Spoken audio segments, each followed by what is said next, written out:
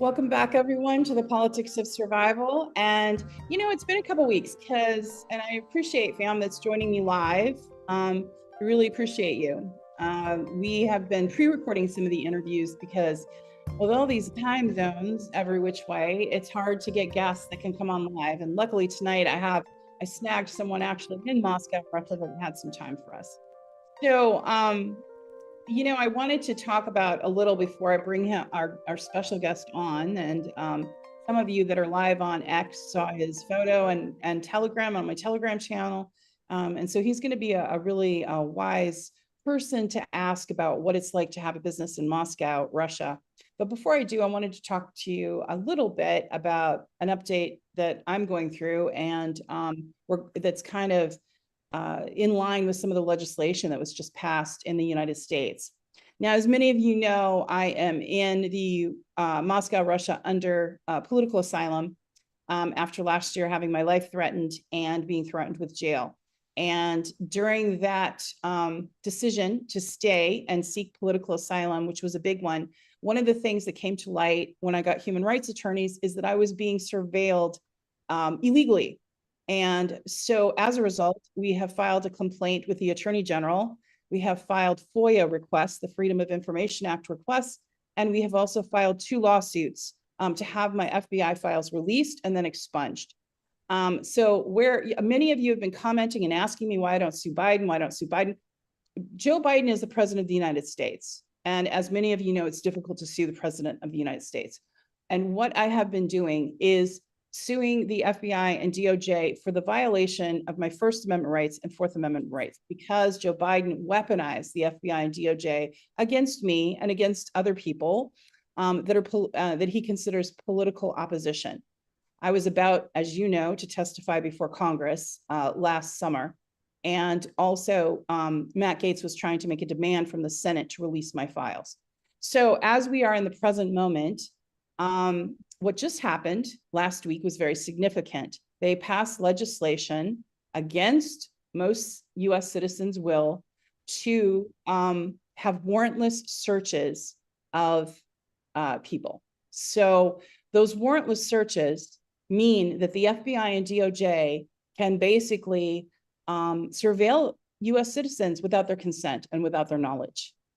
Many people sounded the alarm on this, but not very many politicians. So you had Marjorie Taylor Greene, you had Matt Gaetz against it, you had some other loud voices. But slowly and surely, the US citizens are losing their right to free speech and their right to privacy. And this is part of our Constitution. And so these are very significant. And so for those of you that want to know more about my case and follow it, feel free to DM me, feel free to keep watching, and I'll keep you going on updates because my goal is to testify on that whistleblower panel and bring forth the corruption that was done, also to see through the lawsuits. And how that will be done is statutorily, the FBI and DOJ must respond. They must release my FBI files, and then hopefully we'll get them expunged because as you all know, I committed no crime except telling the truth. So as we move forward, another piece of legislation passed that 70% of US citizens were against, and that was the $90 billion going to Ukraine, China, to Taiwan, and to Israel, to aid to Israel. So of that $90 billion, of course, Zelensky was yelling and screaming he wanted the whole thing. It shouldn't have been divided. Because in this money laundering proxy war that the US and NATO is fighting against Russia, a lot has been skimmed off the top. The Pentagon just flunked their 6th audit. Trillions of dollars are literally missing from the defense budget and are unaccounted for, billions in Ukraine. Meanwhile, Ukrainian oligarchs are getting richer and richer. And all the time, people in the United States and in Europe are very much against the war in Ukraine. So what is the source of it? Well, the source of it in the US is the elites, the politicians that are lining their pockets, and crony capitalism. And what is crony capitalism? That's when capitalism runs amok and a few elites get most of the wealth of their nation or region, and the working class are left behind. And what that does is it harms the nation's economy, like what it's doing to the US with very high inflation. Regular citizens are unable to get medical care, access to education, housing, basic needs. And then you have a very sick and falling apart working class and nation. And that leads to no innovation, no forward thinking. So one of the things I noticed coming to Moscow, Russia, and since I've lived here, is there is an economy that's thriving. We are now in the multipolar world. The question is America going to be part of that? Or are they going to continue to try to have endless wars and grasp Western hegemony, try to have that when it's gone? Because as we move forward, this multipolar world with the alliance between Russia, China, South Africa, and some of the Latin nations, it's changing now, these economic ties that are happening. And with that, what I've noticed in Moscow, Russia, you have young people that are becoming entrepreneurs, that are doing a lot with their time and their energy and their money, investing into their country, even foreigners that are coming here. Now, I met someone recently whom I really enjoyed talking to, who has some Russian roots, but also European roots, really. And so I'll let him explain that. But he's also a very young entrepreneur with many projects and many visions and many dreams. And so it would be great for you to hear, not just from me about how great Moscow, Russia is, but from someone else who's also come here to live out their dream and not in the media sphere at all. So I'd like to welcome to the show, Mark Doumler, who owns Fiore. It's a very beautiful leather goods, purses and bags, and I'll let him explain that. And I was actually at the store. So without further ado, I wanted to just have a nice conversation with Mark about what he's doing and what it's like for him to be an expat in Moscow, Russia. Welcome, Mark. Hello, Tara. Thank you very much for having me on, first of all, and welcome to all the viewers. I've never done this, so bear with me. So where should I start? I came to Moscow about 2.5 years ago, and I came as an Italian citizen. My background, I'll tell you a little bit about my background before I start on telling you about life in Moscow. So I was born in Switzerland. My mother is a Ukrainian German citizen. My father is a Russian Georgian citizen, was. Now they're both Italian citizens. I grew up in Italy up to the age of 13 and in a very rural area.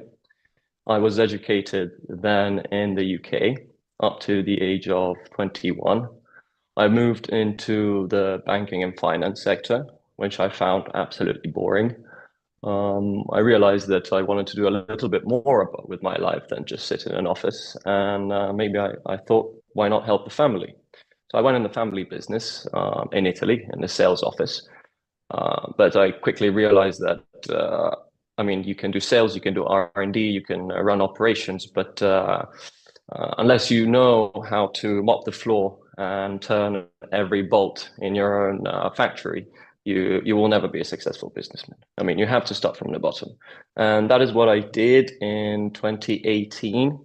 I moved to the factory. I started as a simple worker. I was salting raw cow hides. The factory is a leather factory, just so you know. I then moved up. I got another degree, which was a degree in chemistry on top of my economics degree. And within about 6 months, I was heading the wet blue department, which is the stage of leather manufacturing right after the raw leathers are put in big drums and they have some chemical work done to them. Then during COVID, I was stuck in Italy because my visa ran out. I call it my year in meditation, which was very, very lovely. Apart from, all the horrible stuff that did happen. I then moved back to Russia 2.5 years ago, and I decided to open my international business consulting. I would help foreign companies establish themselves in Russia through aid and banking, financing, all the operation, finding clients, finding suppliers, navigating the Russian reality, which, as you well know, is a completely different world than what we have in the West. With that, I'm actually not the owner of Fiore. I really want to stress that. I am the chairman of Fiore Bags. My cousin is the owner of Fiore Bags, along with my other cousin. They are two brilliant minds, as you well saw. They did an absolutely amazing product. They have 4 stores right now in Russia, and over about, I think, nearly 400,000 followers on Instagram. I'm sure you can check it out later down below in the links. Yeah, actually, Reade, yes, if you don't mind, while he's talking about Fiore, if you could show the little video that we did without the sound, actually. The little video we did at a shop yesterday without the sound, that would be great. So Mark, yeah, there you are. And as very nice. everyone can see, beautiful bags and suitcases. I ended up I had just gotten paid and I was like, oh, I went wild, didn't I, Mark, in your shop? Tara left a substantial fortune in the shop, which was very pleasant for my cousin, and she also left with a big smile, which was the biggest reward, of course. I did, and they gifted me this, and you and I were talking about this yesterday, and I'm not just like, advertising this, but what I noticed is the superiority of the leather, because like I don't usually spend a great deal on handbags. I'm not in that income bracket, but I feel like I have like a luxury product. And you were explaining to me how to know when the leather is good and when it's not. And I thought that was interesting. So if you don't mind kind of sharing with the audience about what makes your bags and this product special. Well, the beauty of owning a family factory of leather is that you are able to get very good raw materials for very little prices, pretty much, off the belt prices, sort of, and that allows you to develop amazing products. And with the Italian know-how, we have Italian technicians, working on it 24/7. We have Italian designers working on it 24/7. The specialty is, I can say, 3 generations of leatherwork and knowing our own product. And obviously my cousins, who have developed an absolutely spectacular network, both online, offline, and, manufacturing. They have been absolutely amazing. I mean, anyone who will go on our Instagram page, they will see exactly what we're talking about. It's we're planning to go. Sorry, Tara. We're just planning to go worldwide soon, so I'm pretty sure you will see us in many shops in Europe and the US as well. Oh, so you are going to the US. That's fabulous. I was just going to ask you, though, Of course, because everything was based in Italy. What was it like trying to open a store in Moscow, Russia? And how was it a lot of bureaucracy? Is it easy to start a business in Russia? And I think that's kind of what the viewers know. We kind of know now a little bit about your product, but what's it like to try to run a business here in Russia? well, funnily enough, you would think that it's very difficult to run a business in Russia, but the barriers of entry for small businesses are incredibly low. Almost non-existent, I would say. The beauty of the Russian government is that Russia is a region rich in resources. I mean, it's the richest region on Earth, at least in the Northern Hemisphere. And that allows the citizens to be a lot freer from taxation, from government regulation, and all the things that arise from that. I'll give you a brief example. Our taxation, we pay up to 15% on income tax, 8% if you're a sole proprietor. I mean, that's absolutely nothing compared to Italy, which is, goes up to 45, 50%. And what about the US? government? Do you know? I believe the US is about 20, 25%. Up to 30 maybe, but I might be wrong. I think the UK is also very, very high. I mean, up to the 40s for sure. Yeah. But it's not just about the taxation. You know, the big guys, the guys who control the country, the guys who run the country, they're happy owning the resources, and you know, they get what they need from the resources. In Europe and in North America and other countries which have been well developed, you know, they don't have the resources, so what they have to do is go into their citizens' pockets and take money from there to finance the country. So to any entrepreneur who wants to move or establish a business, I really, really recommend moving to an OECD country where you can really, really, really do a lot with minimal starting capital. And I mean, you know, up to $5,000, you can really do a lot, and nobody will come and check what you're doing. They won't come check your pockets. I mean, if you're earning up to $100,000 a year, nobody comes and checks. I'm talking here exclusively about Russia, because the rich are already getting rich and richer from existing sources of revenue, like resources like oil, gas, gold, you know, energy. Right now, crypto mining is it's huge. You know, the electricity prices in Russia are very low. You know, the lowest that you can get. You have the cheapest gas. You know, put a gas generator up, put an infrastructure for a Bitcoin farm, and sell you sell the hosting to the US for 3-4 times the price, and people do buy that in the US and in Europe, just to, you know, get into this new business model. So it's an incredibly fertile country, and I really recommend. Crypto is now legal in Russia too, and many people thought it was illegal in Russia, but it's actually legal now in Russia. Is that true? Well, actually, in the past month, there have been huge movements towards actually not legalizing, but formulating laws around it. Because before there weren't any laws, so it was a sort of gray area where, since it's such a new market, it's not regulated, and it was very difficult. But right now, the Ministry of Finance has started to regulate the crypto market in Russia, which, honestly, from the looks of it, it won't have that big of an impact, especially in the mining side. We will see in the service side and, you know, everything else, how it will play out soon. You know, with the BRICS coin launching, with the BRICS backed gold-backed coin launching soon. That will be very interesting how that will play out. Yes, that will. It's very interesting. And you have another business model that you started, and I was explaining it to Reade before we came on air, and it's I have one here a sample that you gave me, but it's not a vape, it's a mist, and I'll let you explain the rest of it.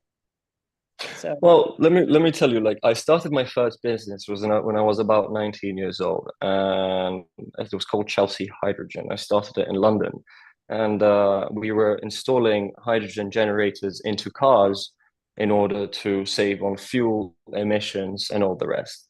It failed miserably. I mean, I lost a bunch of money. I had no idea what I was doing. It was horrendous. It was going horrendously. Between that and another 10 years, I think I failed about 200 to 250 ideas. It's not easy to become a businessman. It's failure after failure after failure after failure after. There's a lot of lying. People lie to you all the time. People, you know, they embellish the truth and all of this. Then, once you go through, you know, a process of elimination, and you actually get a little bit more wise, you start to see where the real value is in things. And Mister, which is an amazing product. I mean, the guys at Mister, just to say, I'm the exclusive distributor for Russia and Italy for this product. The guys at Mister have done an incredible job. I mean, it's a Swedish company that has put in about $30 million into R&D in order to develop a healthy alternative to smoking. And that sounds very strange, right? Because the healthiest thing you can do is just breathe air. Yeah. We know that. But the second healthiest thing you could do is to inhale your supplements. So instead of buying vitamins, instead of buying herbs, you could inhale your supplements. And scientifically, it's proven that you get 80% more absorption into your system by inhaling supplements.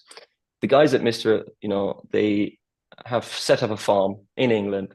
They grow all the herbs that are being misted in the UK. It follows the moon cycle.